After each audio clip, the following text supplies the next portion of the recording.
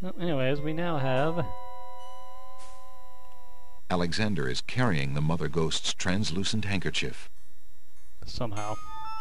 The ghostly ticket reads, Admit 1. I guess they're not personalized.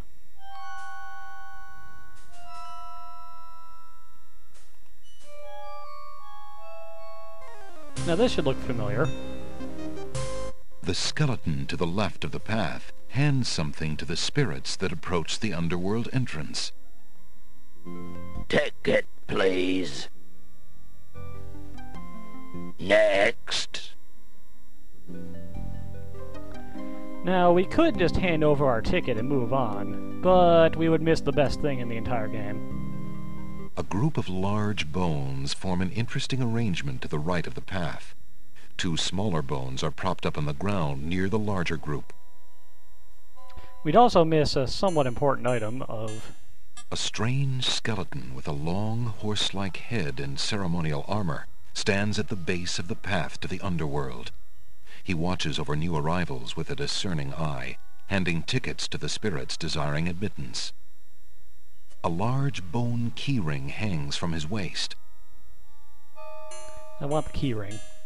But we can't just, grab it from the guy. Alexander picks up the 2 bones on the ground. Now what do these bones remind him of? Ah, yes. Now I remember.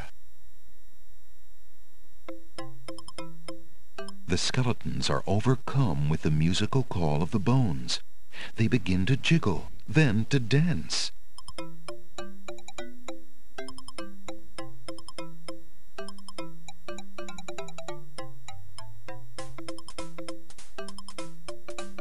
It's getting a lot of good sound out of those bones.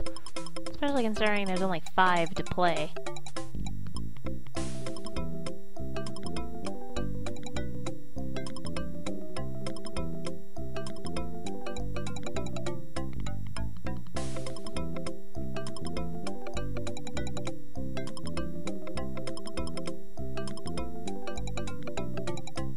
That may be the worst dance.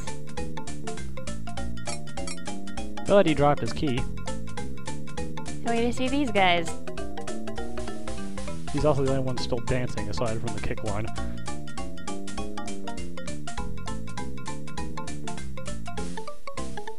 Is he missing a foot?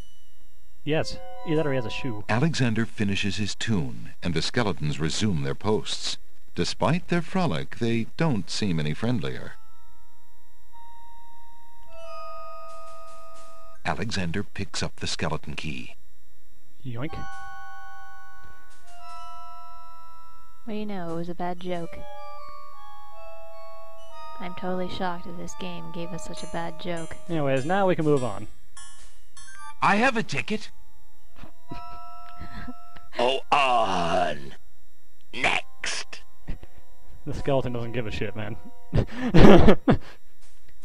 He does not share your excitement.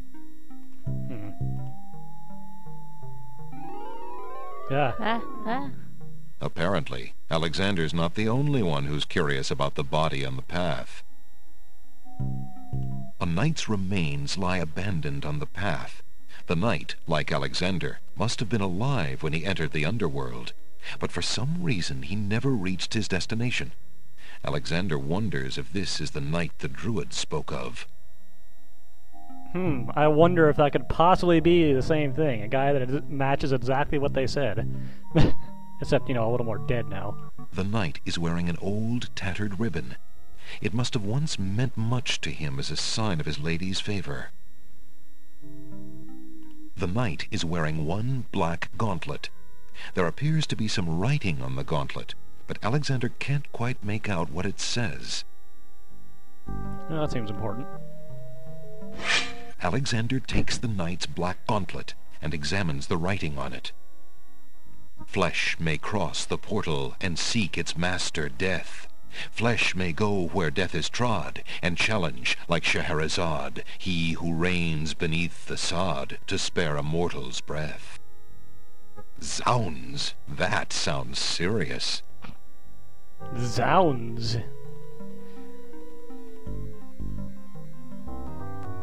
Luckily, you can't actually fall off the path in this game.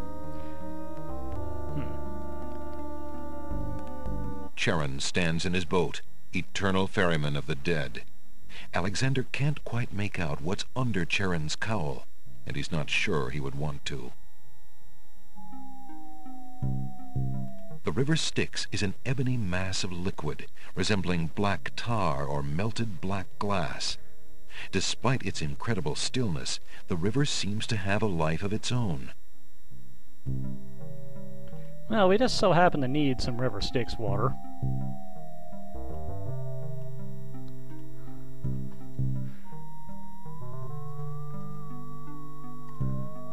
So, let's do the intelligent thing and just grab some. Alexander gets a chill just thinking about putting his hand in that black river. Do it. Alexander gets a chill. Ah. Alexander slips off the banks and plunges into the river Styx. As the black water comes into contact with his skin, Alexander feels himself going numb from the legs up. He sinks like a stone. And teleports back outside. Tickets out. Next. Hey, what a fix. Bathing in the river Styx. I hate you, narrator. Anyways, I think this is a good stopping point, so we'll be back in a little bit. Later.